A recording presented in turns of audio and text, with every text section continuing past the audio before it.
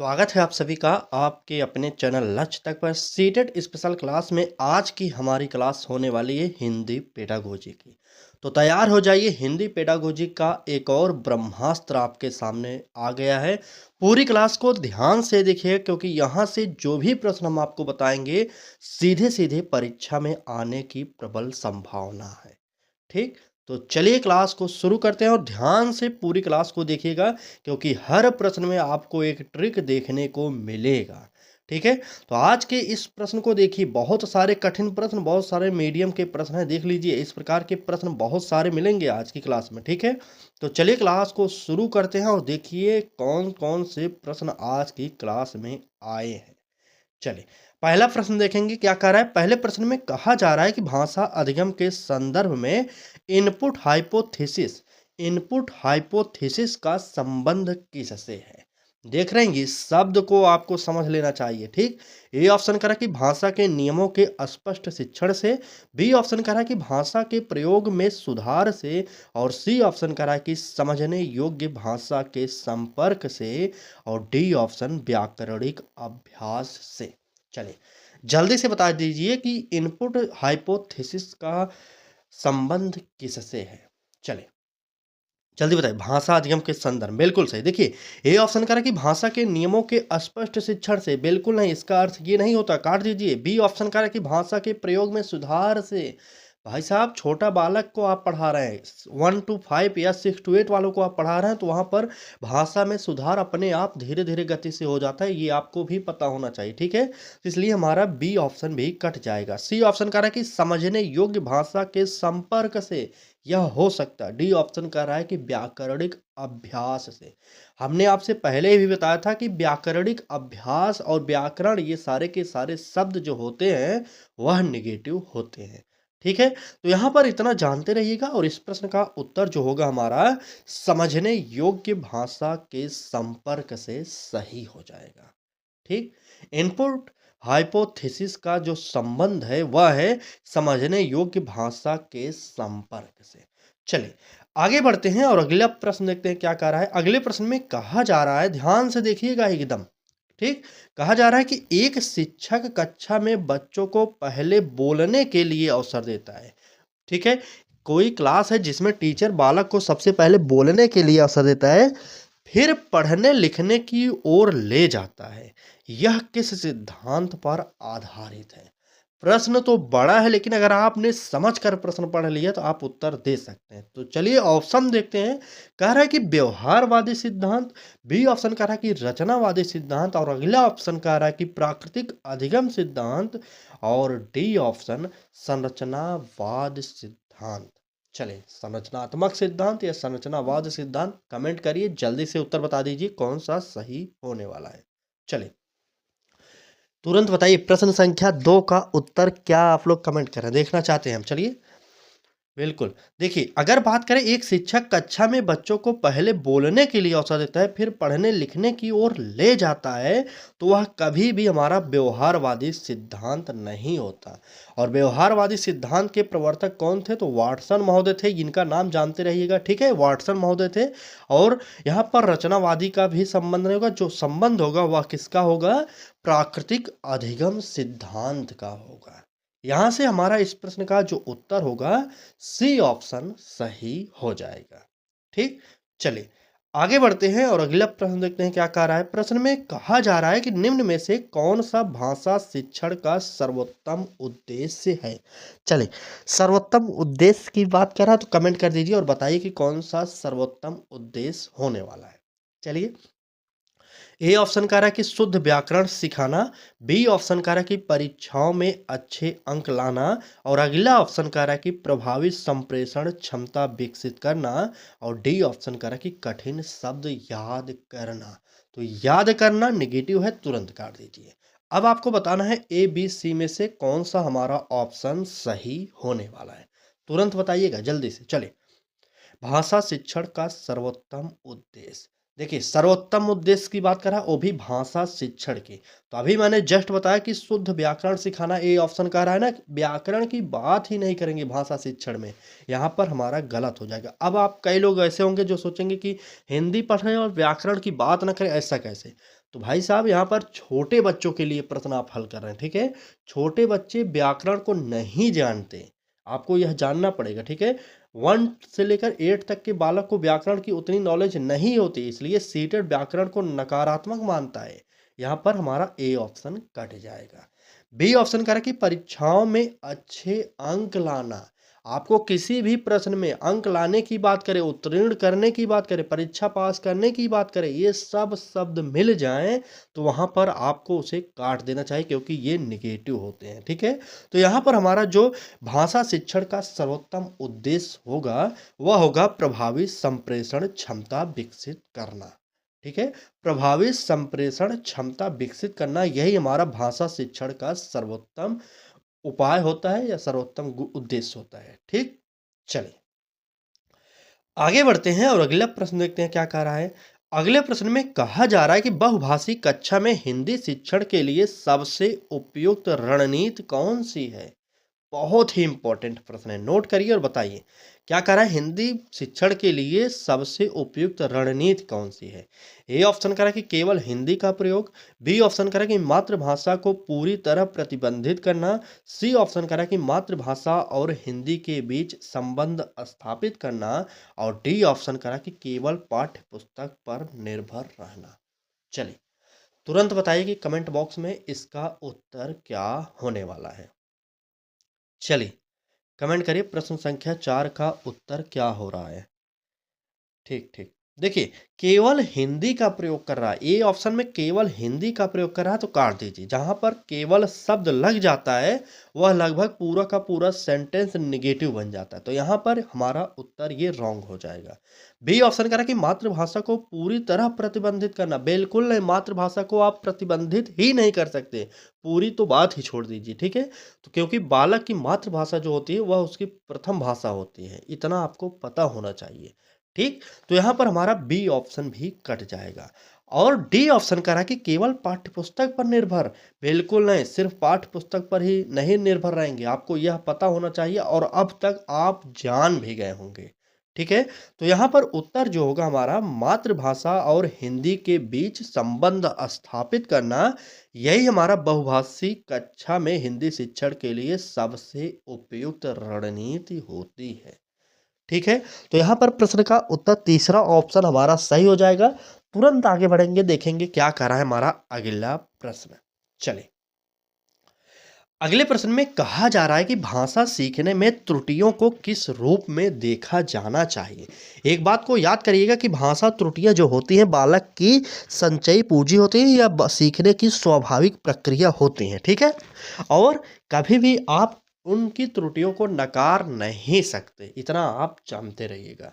तो चलिए ऑप्शन को देखते हैं। ए ऑप्शन कह रहा है कि असफलता के रूप में, बी ऑप्शन कह रहा है कि अनुशासनहीनता के रूप में, सी ऑप्शन कह रहा है कि अधिगम की स्वाभाविक प्रक्रिया के रूप में, और डी ऑप्शन कह रहा है कि शिक्षक की कमजोरी के रूप में। चले तुरंत कमेंट करिए और बता दीजिए कि कौन सा उत्तर हमारा सही हो जाएगा। चलिए तुरंत बताइए, ABCD जो भी उत्तर आपको लग रहा है कमेंट कर दीजिए जल्दी से। चलिए चलिए बिल्कुल बिल्कुल, देखिए भाषा सीखने में त्रुटियों को किस रूप में देखा जाना चाहिए, अगर इसकी बात करें, अभी मैंने जस्ट बता दिया था कि भाषा सीखने के दौरान जो बालक त्रुटियां करते हैं यह सीखने की एक स्वाभाविक प्रक्रिया हो सकती है, ठीक है? इसे आप नकार नहीं सकते क्लास में, चाहे आप कुछ भी कर लें, ठीक है? तो ये ऑप्शन कह रहा है कि असफलता के रूप में, तुरंत काट दीजिए क्योंकि वह असफलता नहीं है, क्योंकि बालक त्रुटियों के माध्यम से ही सीखता है, इतना आपको पता होना चाहिए। बी ऑप्शन कह रहा है कि अनुशासनहीनता के रूप में, तो बिल्कुल नहीं। सी ऑप्शन कह रहा है कि अधिगम की स्वाभाविक प्रक्रिया है, और डी ऑप्शन कह रहा है कि शिक्षक की कमजोरी के रूप में। यहाँ पर हमारा डी ऑप्शन कट जाएगा, सी ऑप्शन यहाँ पर सही हो जाएगा, ठीक? आपको बालक की जो त्रुटियां हैं उसे स्वीकार करना पड़ेगा। बालक की त्रुटियां सीखने की प्रक्रिया का स्वाभाविक अंग मानी जाती हैं, यहाँ पर जानते रहिएगा। अगर आपसे प्रश्न एक और बन सकता है यहाँ से, इससे रिलेटेड, कि आपकी क्लास का कोई बालक अगर फेल हो गया तो इसमें किसकी गलती है?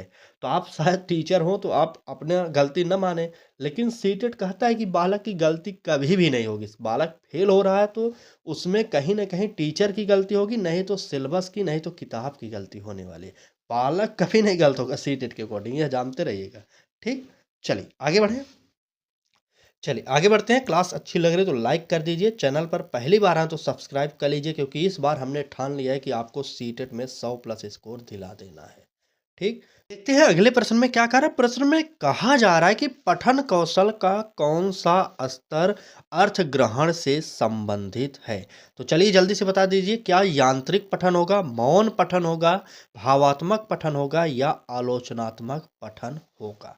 कौन सा ऑप्शन यहाँ पर हमारा सही होगा, इसको कमेंट बॉक्स में जल्दी से बता दीजिए। चले, यहाँ पर अर्थ ग्रहण की बात कर रहा है तो यहाँ पर देख रहे हैं कि यांत्रिक पठन का मतलब है कि यांत्रिक मतलब होता है बार बार, किसी भी कार्य को बार बार करना, उसे यांत्रिक पठन कहा जाता है। ठीक है, यांत्रिक कहते हैं। बी ऑप्शन करा कि मौन पठन, तो इसको बिल्कुल नहीं, भावात्मक बिल्कुल नहीं। हमारा जो उत्तर होने वाला है वह होगा क्या, आलोचनात्मक पठन, यानी कि डी ऑप्शन सही हो जाएगा। ठीक, चलिए आगे बढ़ते हैं। अगला प्रश्न देखते हैं क्या कह रहा है। अगले प्रश्न में कहा जा रहा है कि निम्न में से कौन सा लेखन का उद्देश्य नहीं है। इस प्रकार के प्रश्नों को ध्यान से पढ़िएगा, क्योंकि अगर आप पूरा प्रश्न आराम से समझते हुए नहीं पढ़ेंगे तो यहाँ पर आप गलत कर देंगे। यहाँ पर कह रहा है कि लेखन का कौन सा उद्देश्य नहीं है, मतलब इसमें से 3 लेखन का उद्देश्य है और एक ऑप्शन जो है वह उद्देश्य नहीं है। देखते हैं। ए ऑप्शन कह रहा है कि विचार अभिव्यक्ति, बी ऑप्शन संप्रेषण, सी ऑप्शन कह रहा है कि सृजनात्मकता और डी ऑप्शन केवल वर्तनी अभ्यास। चलिए तुरंत बता दीजिए कि कौन सा लेखन का उद्देश्य नहीं है। ठीक है, ए ऑप्शन कह रहा है कि विचार अभिव्यक्ति, तो आपको भी पता होगा कि लेखन का उद्देश्य में सबसे पहले यही आता है, ये सही है इसलिए हमें काटना पड़ेगा। बी ऑप्शन संप्रेषण भी सही था, काट दीजिए, और सृजनात्मकता की तो बात ही होती है, काट दीजिए, क्योंकि जो सही होगा उसे हमें काटना पड़ेगा और जो निगेटिव होगा उसे उत्तर देना पड़ेगा। तो यहाँ पर केवल वर्तनी अभ्यास जो है यह हमारा लेखन का उद्देश्य नहीं होता। ठीक है, तो यहाँ पर इस प्रश्न का जो उत्तर होगा डी ऑप्शन सही हो जाएगा। चलिए आगे बढ़ें। ठीक ठीक, चलिए क्लास कैसी लग रही है एक बार कमेंट जरूर करिए। ठीक है, क्लास अच्छी लग रही है कि नहीं ये बताइए जरूर एक बार आप। चलिए बात करेंगे प्रश्न की। तो कह रहा है कि सुनने का कौशल विकसित करने के लिए सबसे प्रभावी तरीका कौन सा है या गतिविधि कौन सी है, बताइए। ए ऑप्शन कह रहा है कि निबंध लेखन, क्या निबंध लेखन की बात कर रहा है ना, सुनने की तो इसमें बात नहीं हो रही, तुरंत काट दीजिए। इसमें तो लिखने की बात की जा रही है ना, तो काटिए, गलत है ये। बी ऑप्शन कह रहा है कि मौखिक निर्देशों का पालन, ये हमारा हो सकता है। बी ऑप्शन तो हो सकता है, लेकिन सी देखिए कह रहा है कि व्याकरण अभ्यास, और डी ऑप्शन शब्दार्थ याद करना। ये दोनों शब्द निगेटिव है, क्योंकि हमने बार बार अपनी क्लास में बताया कि इस प्रकार के जहां पर भी आपको शब्द मिल जाए उसे काटिए तुरंत। ठीक, काट दीजिए। हमारा उत्तर जो होगा मौखिक निर्देशों का पालन, यानी कि बी ऑप्शन सही हो जाएगा। ठीक, चलिए आगे बढ़ते हैं और अगला प्रश्न देखते हैं क्या कह रहा है। अगले प्रश्न में कहा जा रहा है कि मूल्यांकन भाषा अधिगम में निरंतर सुधार पर बल देता है। ठीक है, इसमें से पूछा जा रहा है कि कौन सा मूल्यांकन, चलिए बताइए, तुरंत कमेंट करिए। कह रहा है कि कौन सा मूल्यांकन भाषा अधिगम में निरंतर सुधार पर बल देता है। आराम से पढ़िए, 2 बार 3 बार प्रश्न पढ़िए, जब तक आप समझ न ले तब तक प्रश्न पढ़िए। भाई अभी आपके पास समय, आप तो वहाँ घर पे हल कर रहे हैं ना प्रश्न। चलिए जब परीक्षा में बैठेंगे तो इस समय का सदुपयोग हो जाएगा ऑटोमेटिक, क्योंकि आज जो सीख रहे हैं आप वो परीक्षा में 100% काम आने वाला है। चलिए ए ऑप्शन क्या कर रहा है, समापनात्मक मूल्यांकन, नैदानिक मूल्यांकन और सतत एवं व्यापक मूल्यांकन और चयनात्मक मूल्यांकन। तो यहाँ पर कौन सा मूल्यांकन हमारा सबसे बेस्ट होगा। तो यहाँ पर इस प्रश्न का उत्तर की बात किया जाए तो सतत एवं व्यापक मूल्यांकन होता है, मतलब बालक जब सीखता है, सीखने के दौरान जो मूल्यांकन होता है वह सबसे बेस्ट होता है, आपको पता होना चाहिए। यहाँ पर इस प्रश्न का उत्तर जो होगा सी ऑप्शन सही हो जाएगा। ठीक, चलिए आगे बढ़ते हैं और अगला प्रश्न देखते हैं। तो प्रश्न में कहा जा रहा है कि बालक भाषा सबसे पहले कैसे सीखता है। ए ऑप्शन कह रहा है कि व्याकरण के नियमों से, बी ऑप्शन कह रहा है कि अनुकरण और प्रयोग से, सी ऑप्शन कह रहा है कि लिखित अभ्यास से, और डी ऑप्शन कह रहा है कि अनुवाद से।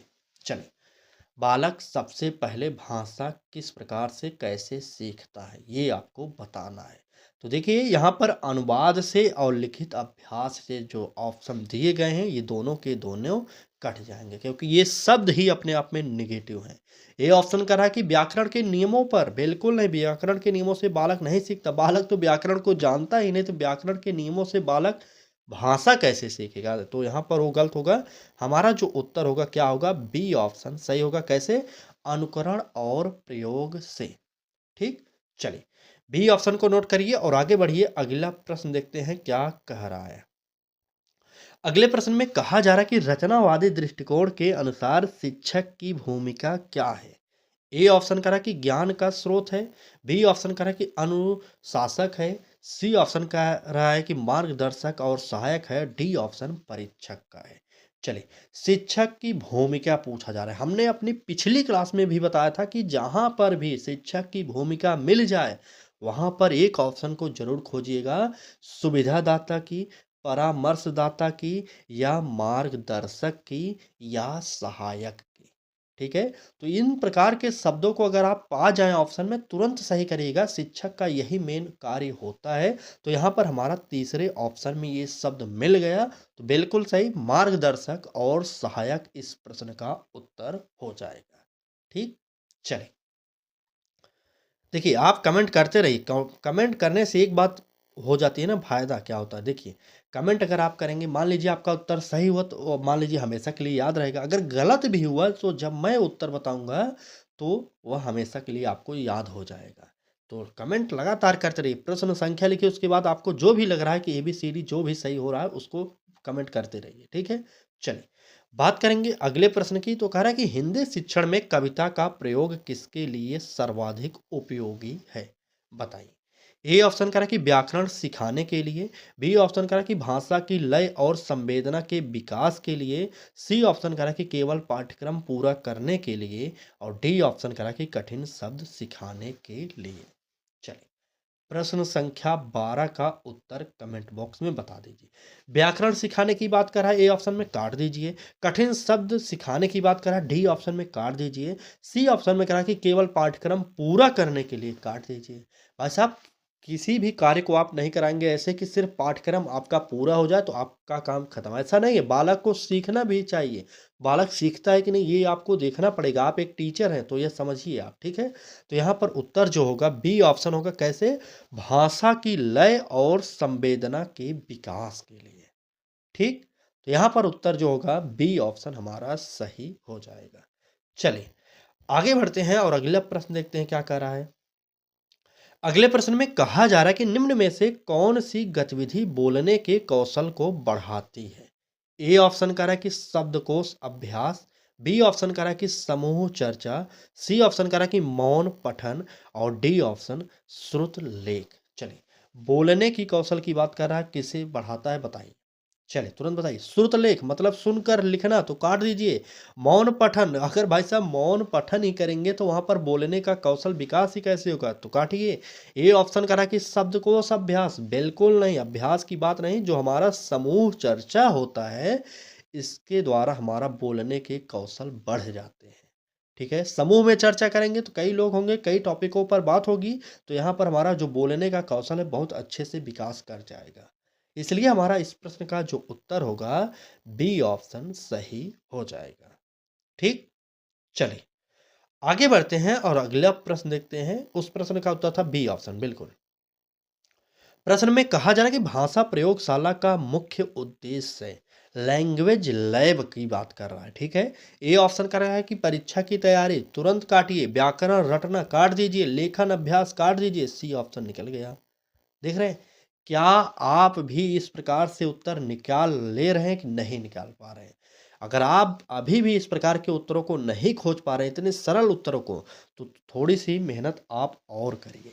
क्यों? क्योंकि अगर आप आज मेहनत कर लिए तो ये परीक्षा में बहुत ही उपयोगी हो जाएंगे आपके लिए। ठीक है, बाकी ट्रिक हम जो बता रहे हैं नेगेटिव और पॉजिटिव शब्दों को, इसे लिखते हुए चलिएगा।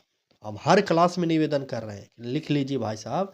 अभी आप थोड़ा सा मेहनत एक्स्ट्रा कर देंगे तो ये परीक्षा में आपके बहुत काम आएगी। चलिए फिलहाल सी ऑप्शन सही हो जाएगा। अगले प्रश्न की बात किया जाए तो कह रहा है कि कक्षा में कहानी सुनाने का प्रमुख उद्देश्य क्या है? अब बताइए। ए ऑप्शन कह रहा है कि मनोरंजन, बी ऑप्शन कह रहा है कि समय व्यतीत करना, जहां पर भी समय व्यतीत करने की बात करें काट दीजिए क्योंकि वह निगेटिव हो जाता है। सी ऑप्शन कह रहा है कि भाषा और कल्पना शक्ति का विकास, और डी ऑप्शन अनुशासन बनाए रखना की बात कर रहा है। अनुशासन की बात अगर आपको किसी भी ऑप्शन में मिल जाए तुरंत काटिएगा क्योंकि ये हमारा पॉजिटिव शब्द नहीं है, और मनोरंजन नहीं होगा सही। कैसे? मैंने बार बार बताया कि किसी भी ऐसे कार्य को आप क्लास में नहीं कराएंगे जिससे बालक सिर्फ मनोरंजन को प्राप्त करे। बिल्कुल नहीं ऐसा कार्य कराना है, बल्कि ऐसा गतिविधि कराना है आपको जिसमें मनोरंजन के साथ साथ बालक कुछ सीख भी सके। ठीक है? तो बस इतना ही जानना है भाई, कुछ पॉइंट हैं जो आप समझ गए तो पेडागोजी आप हवा में निकाल देंगे। ठीक है? तो यहाँ पर हमारा तीसरा ऑप्शन सही होगा, भाषा और कल्पना शक्ति का विकास। चलिए आगे बढ़ते हैं, नेक्स्ट प्रश्न देखते हैं।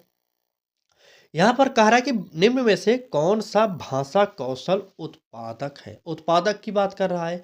ए ऑप्शन कह रहा है कि सुनना, बी ऑप्शन कह रहा है कि पढ़ना, सी ऑप्शन बोलना और डी ऑप्शन देखना। चलिए बता दीजिए कौन सा होगा सही हमारा। चलिए, भाषा कौशल का उत्पादक क्या होता है? चलिए, तो उत्पादक किसे माना जाता है? तो यहाँ पर बोलने को उत्पादक माना जाता है। ठीक? चलिए, उत्पादक बिल्कुल सी ऑप्शन यहाँ पर हमारा सही होगा। प्रश्न संख्या 16 का जो होगा सी ऑप्शन सही हो जाएगा। आगे बढ़ेंगे, अगला प्रश्न देखेंगे क्या कह रहा है।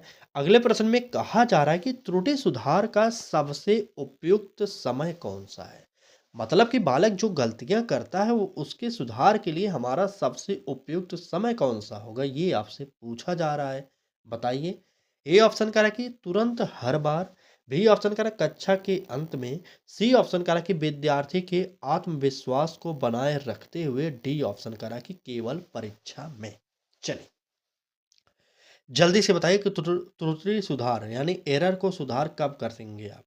तो देखिए ए ऑप्शन कह रहा है तुरंत हर बार, बिल्कुल नहीं। हर बार अगर आप करेंगे तो बालक कुछ नया करने की सोचेगा भी नहीं भाई साहब। अगर आप हमेशा उसके कार्य में गलतियां ही ढूंढ कर बताते रहेंगे तो वह बालक नया कार्य करेगा नहीं और सीखेगा भी नहीं। ठीक, इसलिए हमारा ए ऑप्शन नहीं होगा। बी ऑप्शन कह रहा है कि कक्षा के अंत में, बिल्कुल नहीं, कक्षा के अंत में आप इस कार्य को नहीं करेंगे। डी ऑप्शन कह रहा है कि केवल परीक्षा में, तो बिल्कुल नहीं। और कब सुधार करनी है आपको? विद्यार्थी के आत्मविश्वास को बनाते हुए, रखते हुए। ठीक, यहाँ पर आपको त्रुटि का सुधार करना है ताकि बालक का आत्मविश्वास बना रहे। आत्मविश्वास अगर बना रहेगा तो बालक फिर से नए कार्यों को करेगा और अच्छे तरीके से सीखेगा भी। ठीक, तो यहाँ पर उत्तर जो होगा सी ऑप्शन सही हो जाएगा। चलिए आगे बढ़ते हैं, अगला प्रश्न देखते हैं। कह रहा है कि बाल केंद्रित भाषा शिक्षण का आधार है। क्या आधार है? ए ऑप्शन कह रहा है कि पाठ्य पुस्तक, बी ऑप्शन कह रहा है कि शिक्षक, सी ऑप्शन कह रहा है कि विद्यार्थी की रुचि और अनुभव, और डी ऑप्शन परीक्षा प्रणाली। तुरंत कमेंट कर दीजिए और बता दीजिए कि कौन सा उत्तर सही होगा। चलिए, बाल केंद्रित भाषा शिक्षण का आधार क्या है? बिल्कुल, बिल्कुल। बहुत ही इम्पोर्टेंट प्रश्न है, बहुत ही इम्पोर्टेंट क्लासेज भी हो रही हैं हमारे साथ। जुड़कर आप फ्री में तैयारी कर सकते हैं। ठीक है? क्योंकि यूट्यूब पर आपको फ्री प्रैक्टिस बैच प्रोवाइड कर दिए हैं। लक्ष्य तक चैनल को सब्सक्राइब कर लीजिए और जब तक आपका सीटेट का पेपर होगा, बल्कि ये क्लास लाइफ टाइम आपके यूट्यूब चैनल लक्ष्य तक पर पड़ी रहेगी। ठीक? चलिए, आप भी पढ़िए, अपने दोस्तों को भी बताइएगा। बात करेंगे बाल केंद्रित भाषा शिक्षण का आधार क्या है, तो आधार क्या होगा? विद्यार्थी की रुचि और अनुभव, यही आधार होता है हमारा। ठीक, पाठ्य पुस्तक होगा नहीं, शिक्षक होगा नहीं और परीक्षा प्रणाली नहीं होगा। आपको पता होना चाहिए कि त्रिस्तरीय जो कहा गया था जॉन डेवी के द्वारा, वहाँ पर शिक्षक को नहीं, पाठ्यक्रम को नहीं, बल्कि छात्र को केंद्र बिंदु माना गया था। एनसीएफ भी यही कहता है कि शिक्षा बिना बोझ के और पाठ्यक्रम का मेन बिंदु होगा, वह होगा बालक। बालक के अकॉर्डिंग आपको पाठ्यक्रम बनाना पड़ेगा, तभी बालक सीखेगा। ठीक है?